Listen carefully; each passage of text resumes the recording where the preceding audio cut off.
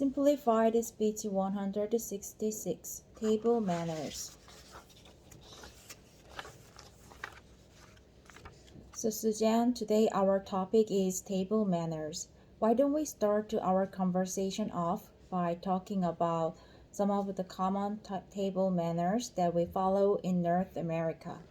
Of course, you and I, we are both North Americans, right? I'm Canadian, you're American, and I think our table manners are pretty much exactly the same in the two countries. I mean, at least when I visited America, I've never noticed anything that's really different in regard to table manners. But Suzanne, you've lived in both countries, so maybe you have.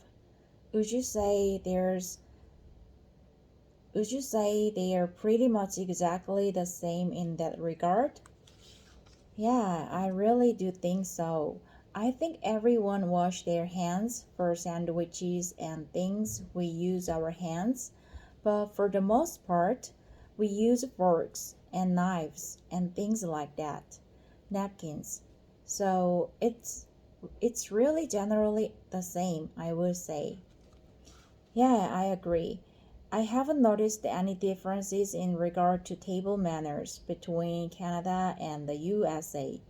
But that's not to say that there aren't some differences from other countries, right?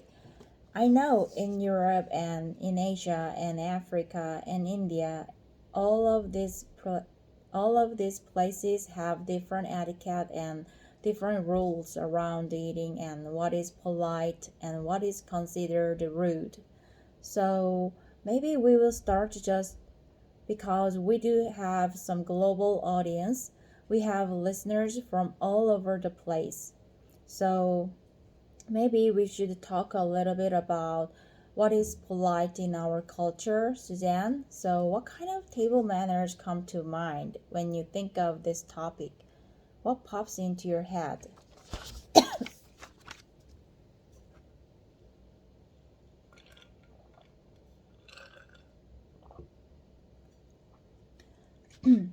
Well, definitely making sure that you wash your hands before you eat or that you before you come to a table. Maybe you're meeting a friend for dinner at a restaurant. I tend to excuse myself and say, you know what, I'm just gonna wash my hands real quick and make sure that I don't bring maybe the metro or whatever else I touched on the table. I think that also going through the pandemic really helped to empathize having clean hands. So that's definitely something that we do here and people do put like the napkin or paper towel or whatever they give you on their laps a lot of times. Not everybody, but it's pretty common that people put things on their lap to protect their clothes. And just to kind of make sure that you don't drop any spaghetti sauce or anything like that on your lap. Yeah, especially someone like me who is kind of a messy eater, that is a must. I need to do for sure. I need to do that for sure. But I have to say that when it comes to putting a napkin or something on my lap, I usually only would do that at a restaurant. I don't usually do that at home. Do you ever do that at home? No, I don't. And I see people wear aprons like while they are cooking. I say that because I'm a messy cooker. I definitely splatter things and spill while I'm cooking because I just I just really love cooking and I get in the zone and I don't really think about all of the mess that is happening. And I see people wearing aprons at home and I don't do that. And I have them and I should use them. And I think I would be a lot happier because I would splatter my clothes as much. I wouldn't because I wouldn't splatter my clothes as much. But I don't use napkins on my lap at home. Okay, and it's funny that you were talking about being a messy cooker. You know, I just actually had to throw out a couple of t-shirts because they got stained when I was cooking at home, and I was saying to my wife, I need to buy an apron because I guess I'm also a messy cooker and I could protect and save my clothes. So it's just kind of funny that you brought that up because I was just thinking about that on the other day as well. On the other day as well.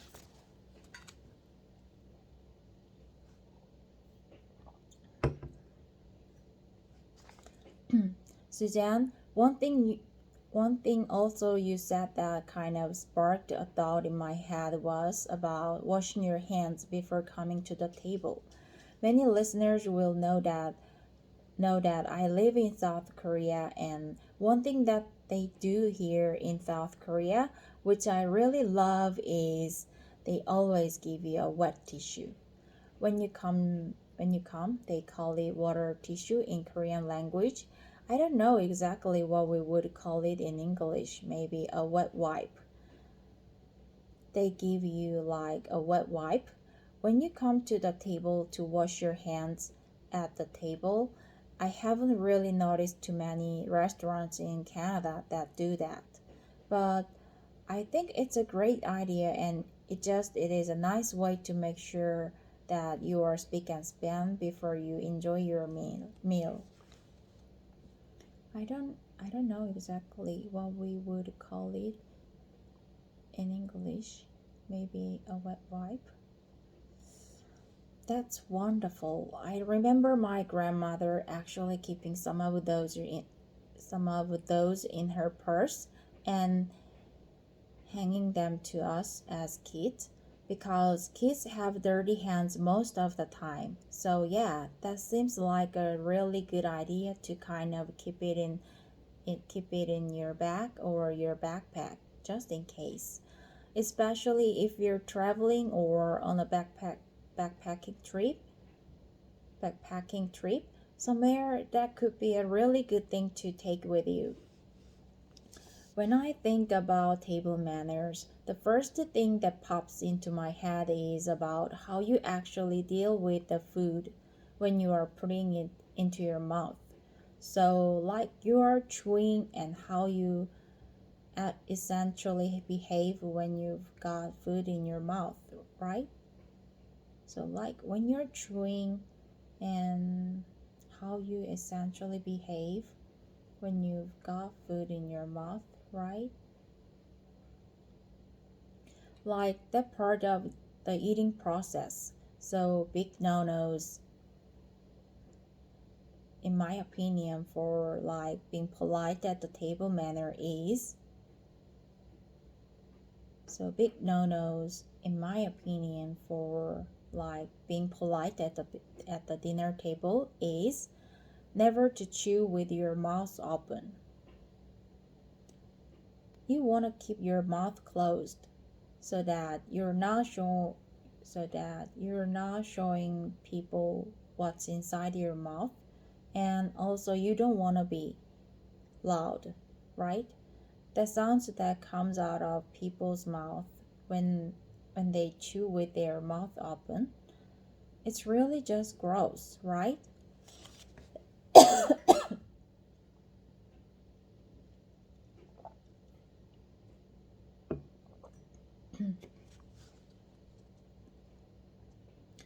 It's gross, yes.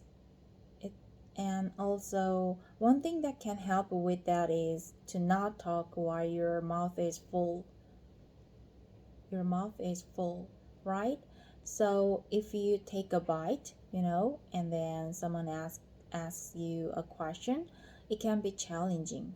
Maybe you say like, just 1 second, and you're finished chewing, and then you can answer their question, because especially if you're out to dinner at a restaurant, you are there probably to have conversation. So you have to kind of time your conversation around your bites, around your bites of food so that you don't spit any food out onto the table. Yeah, and another thing, Suzanne, is slurping when you are eating your food, right? Right? Like if you're eating pasta or noodles or soup or something, in general, we want to we want to try and keep the noises down.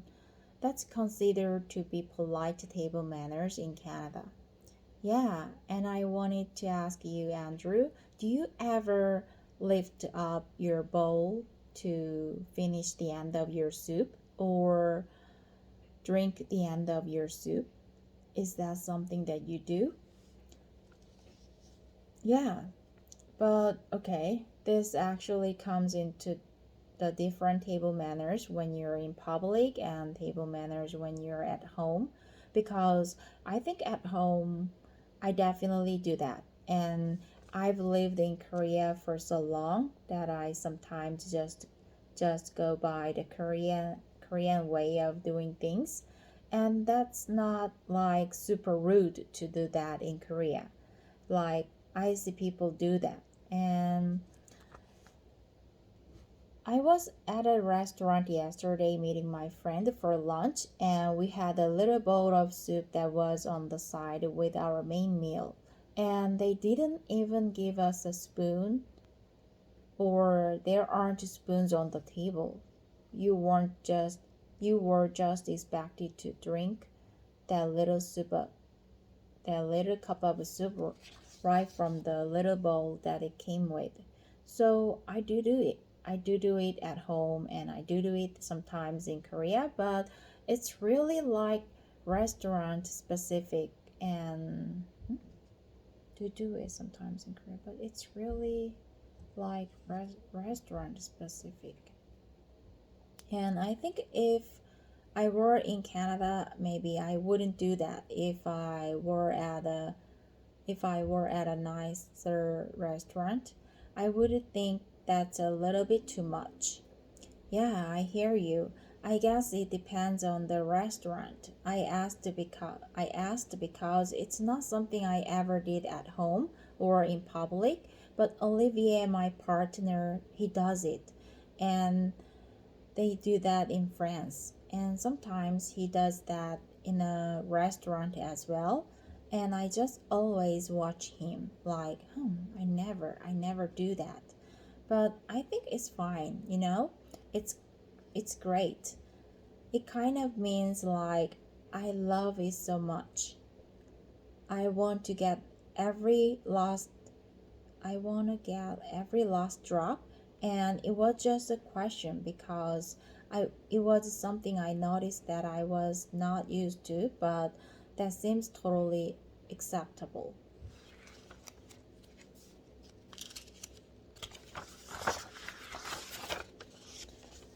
I like what you just said there, and that is that when you drink your soup, and especially when I think we do this at the end, right? When it gets hard, when it gets hard to scoop up the soup with your spoon. Usually that's when you start drinking it. It's not often that you get like a big hot steaming bowl of soup and just drink it right away.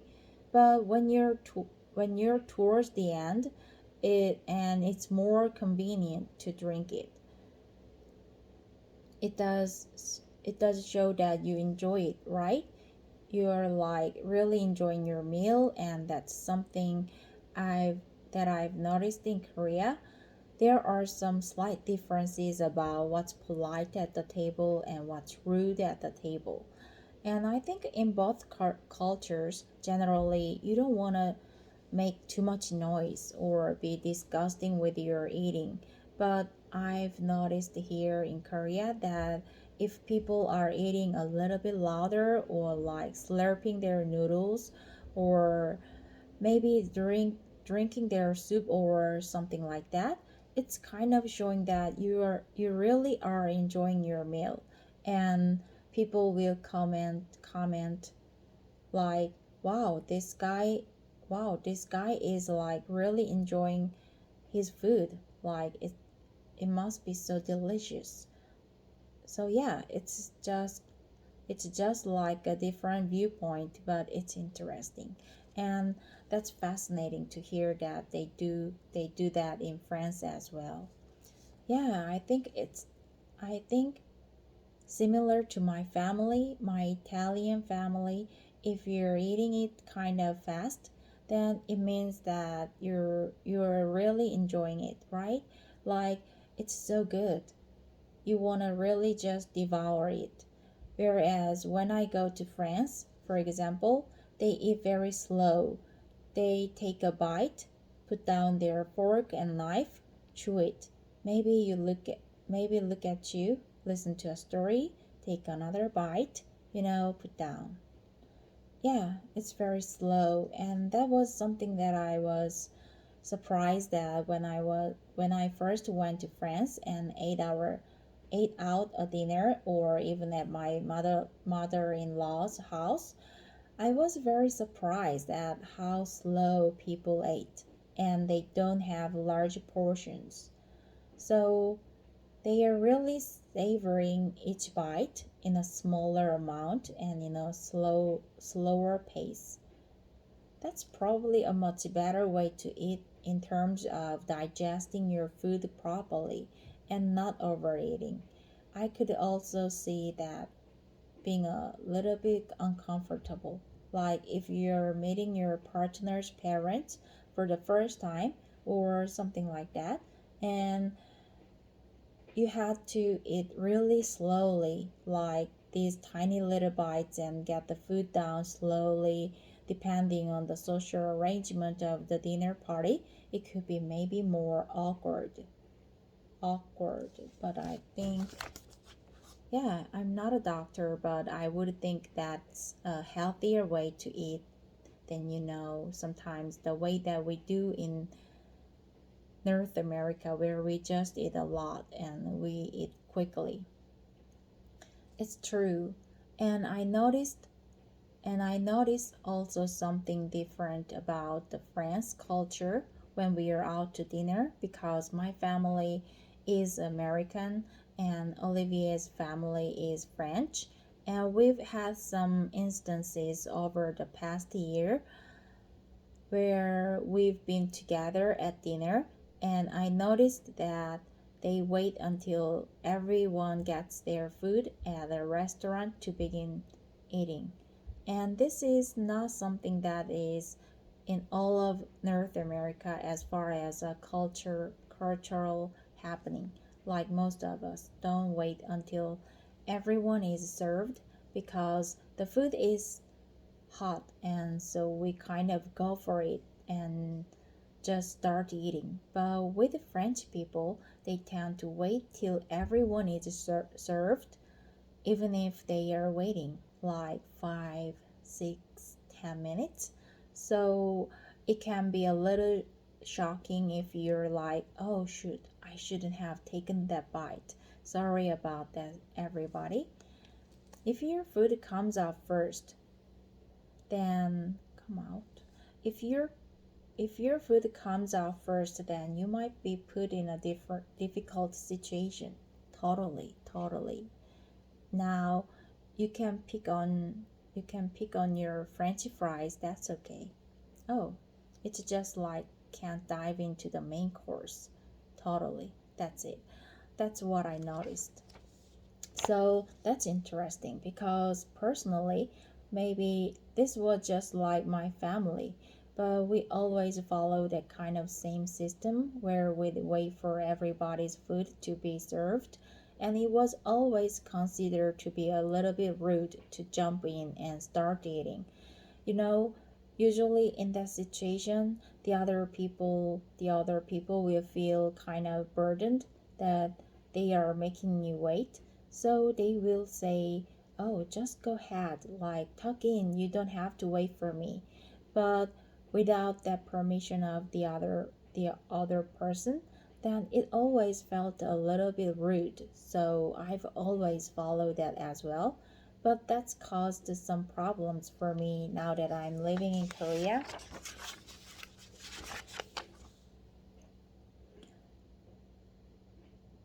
Because usually in Korea, it's like the end of the it's like the head, it's like the head of the family, or maybe the head of a company, whoever is like the top dog in the line of command.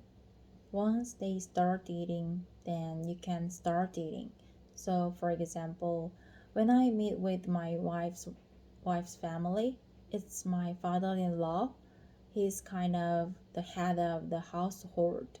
So once he start eating, well, then we can follow after him. But often what happens when I go for dinner at my in-laws' place is that my mother-in-law will always be just busy in the kitchen, and she won't sit down at the table. She will still be like cooking and bringing food to the table, and that kind of thing.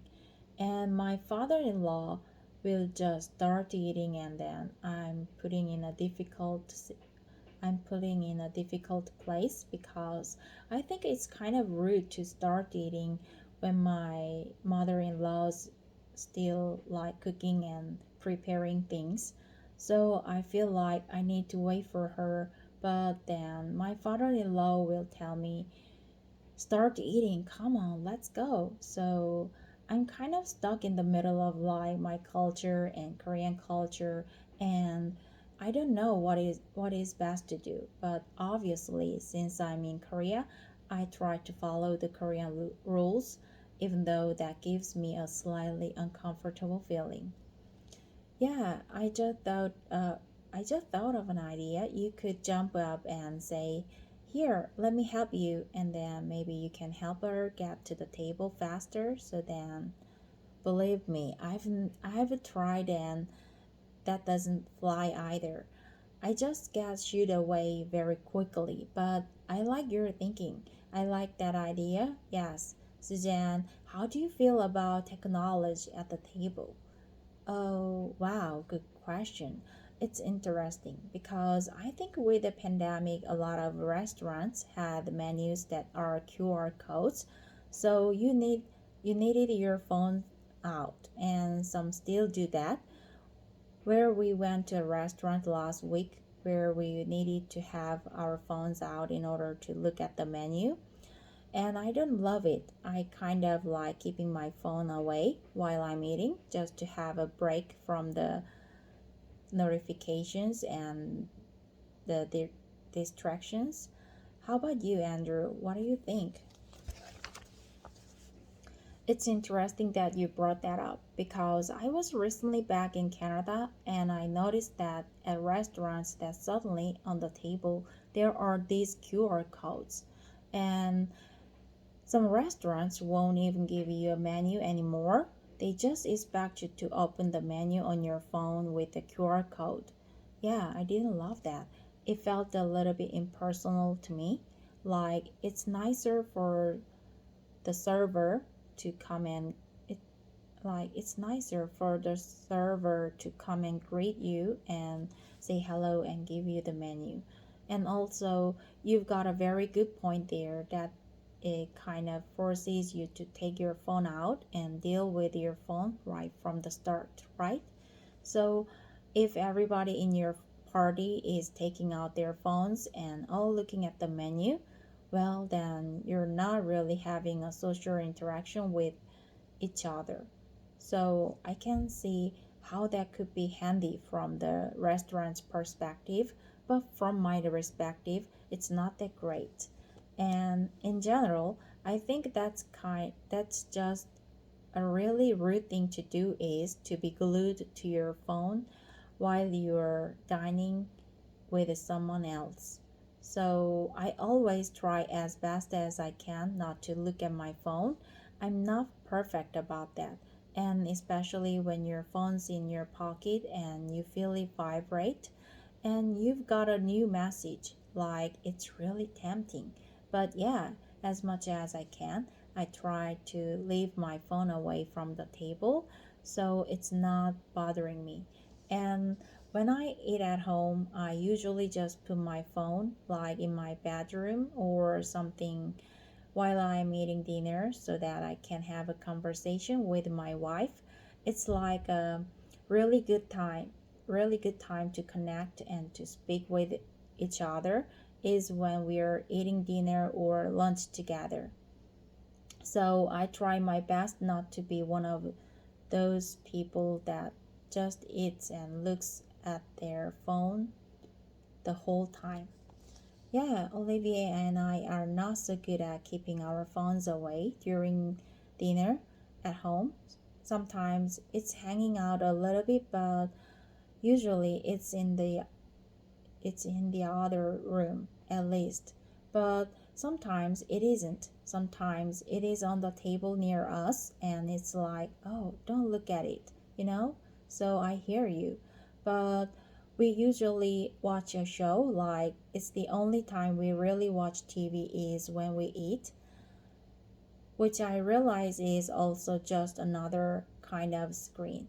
And in a way, yes, in a way, yes, we're connecting because we're both like laughing or looking at each other and giggling about the show or whatever. But we're not talking about maybe a topic we need to talk about, like a project we're working on or a plan we want to put in action together. So yeah, it's not the best. That habit is not a good table manner habit.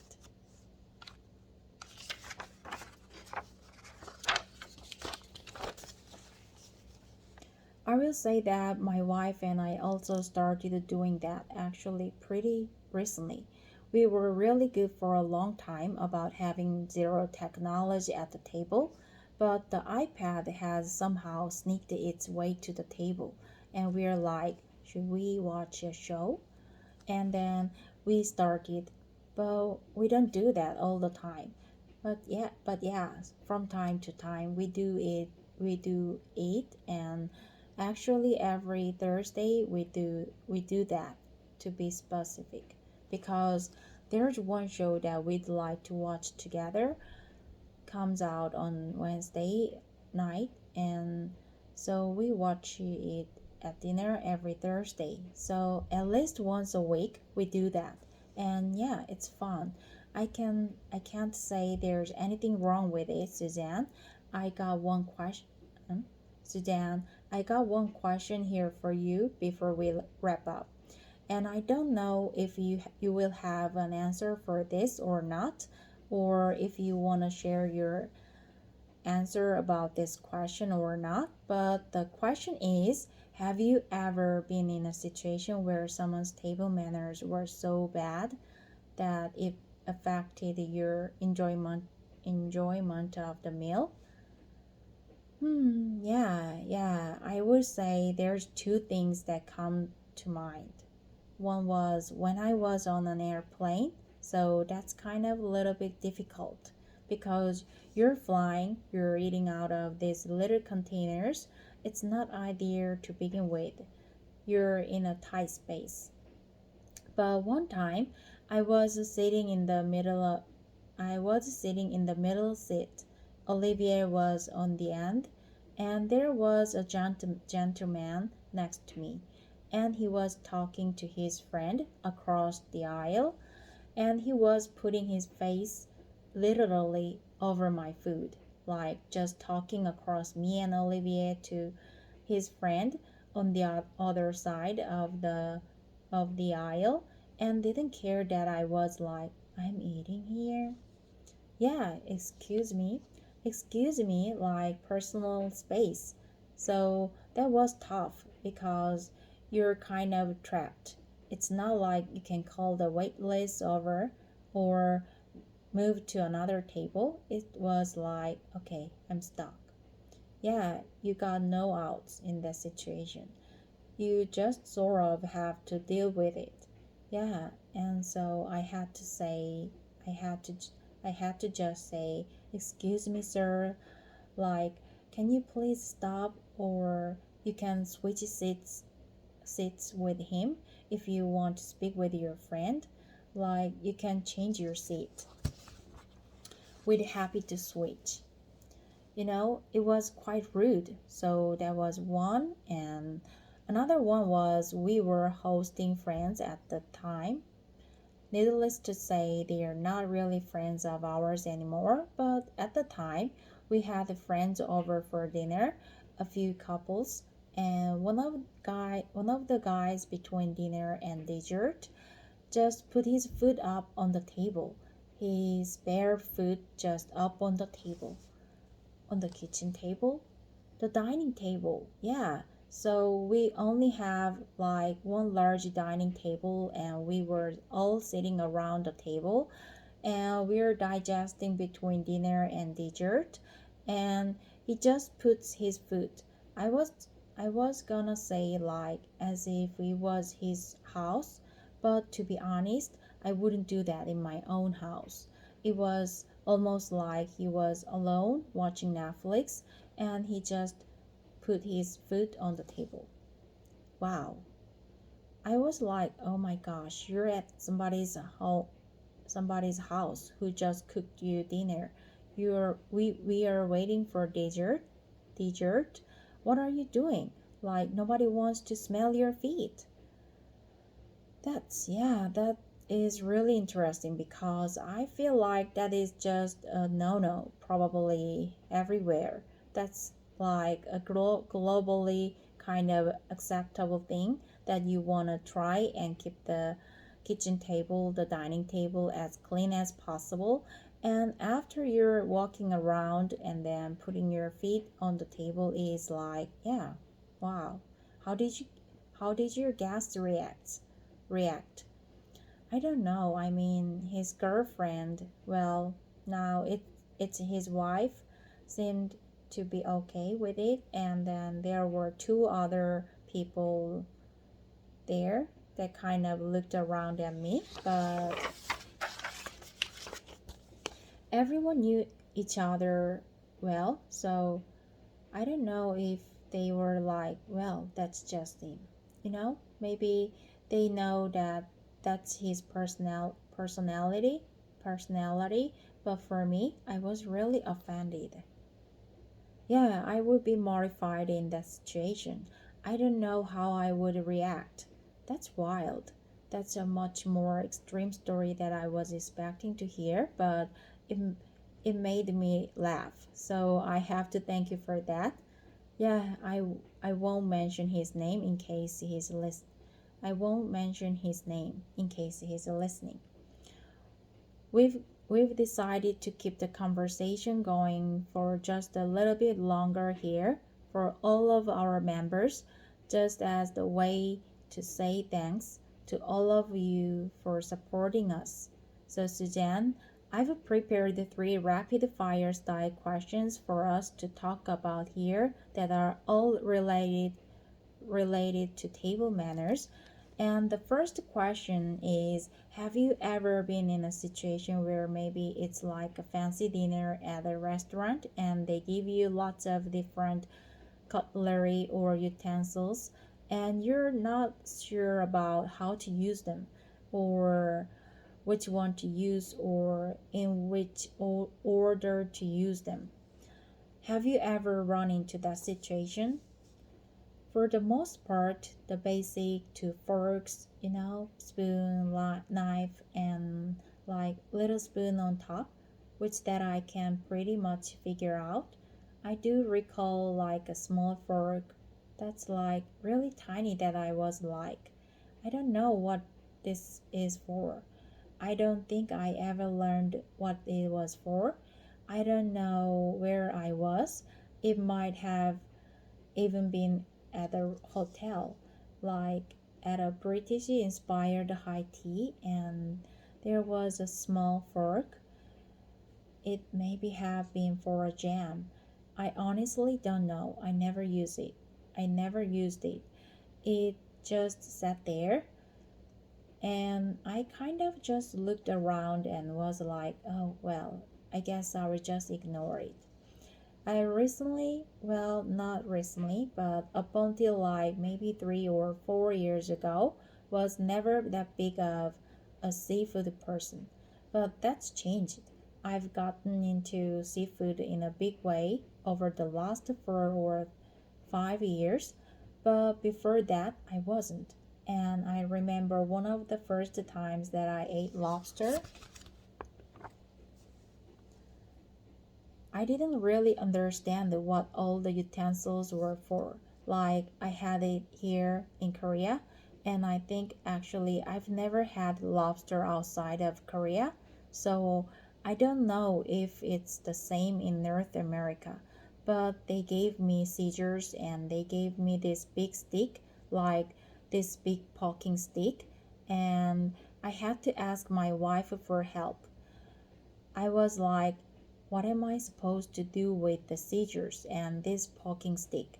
But actually, it seemed like a really efficient way to eat the lobster. Eat the lobster. Like, you just use the scissors to cut the shell, and then there's this stick so that you can poke the lobster meat out of the shell. But that was a situation where I really felt to use another seafood kind of metaphor here, like a fish out of the water. I didn't know what to do, and I had to ask my wife to show me the ropes because I just didn't get it. And I have a question when we're talking about mess eater. Did you wear a lobster bib? I think I did, yeah. Actually, it's really common also in Korea for many restaurants to give you like a little bib. So, because I'm one of those people who tend to drop food more often than I would like, I pretty much always wear the bib just to be safe. Yeah, that's great. Okay, rapid fire question number 2.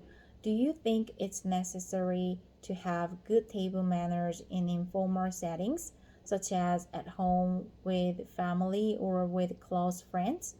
Is it okay to drop the formality a little bit and just go wild? Or should you have good table manners all the time?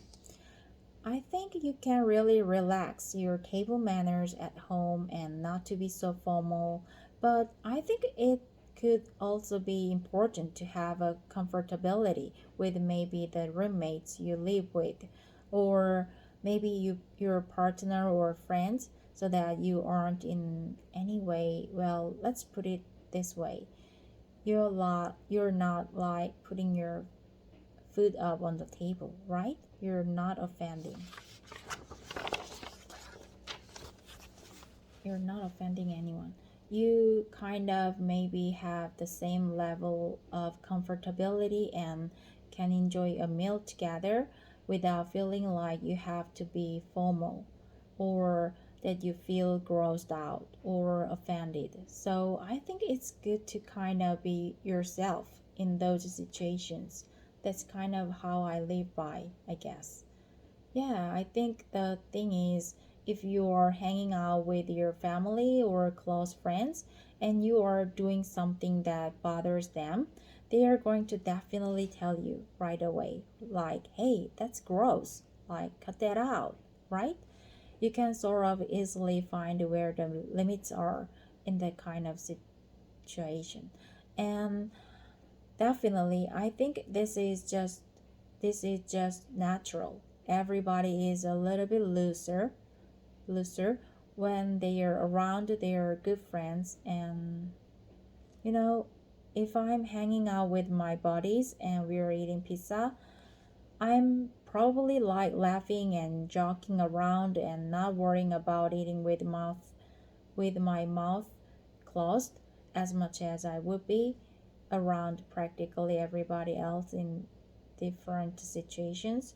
So there's yeah, definitely a little bit of flexibility depending on your environment and context. Yeah, I agree.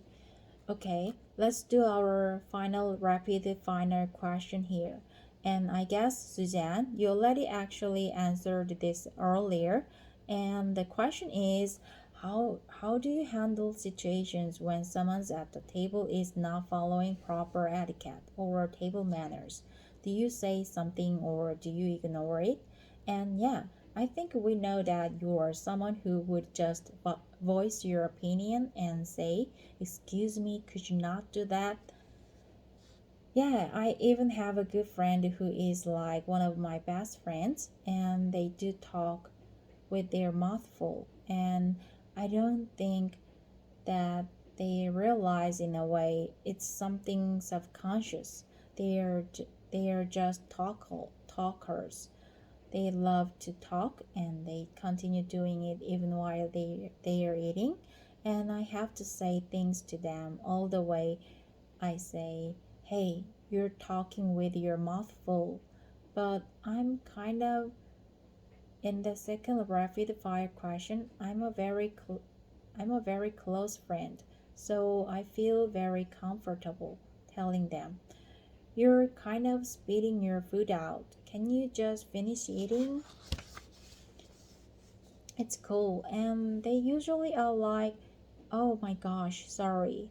So I think if you feel comfortable with those close friends, it may be a little bit easier to tell them than if it's just an acquaintance or someone you've just met. That might be a little bit more difficult unless it's very overt and they are putting their feet on your table. I feel like that's definitely something you can say, "Yeah, can you please put your foot down? Thanks, you're not 5 years old." I think I've never actually been in that situation where I've felt compelled to say something. Not that I would be against it, but I just haven't been in that situation. But I think if somebody really pushed the limits about what is acceptable or unacceptable, then yeah, I would say something. And of course, when you're with your close friends, yeah, you can say like, "Hey, stop chewing so loudly. Stop chewing Stop chewing those potato chips so loudly. It's annoying, but to strangers it's harder, right?" Thankfully, I've never really been in the situation where somebody's annoyed me to the point where I have to say something. Well, Sudan, that will bring us to the end of this bonus content. I want to thank everyone for listening and great job on completing an English study session here with Suzanne and I today. Yeah, and now we'd like to throw things over to you. You've heard what Andrew and I have to say about table manners, but we'd like to know what you think. So share your opinion with us and the Culips community by leaving a comment on our website, culips.com. Don't be shy, Andrew and I can't wait to hear from you. That's right. Okay, everyone, take care and we will talk to you next time. Goodbye.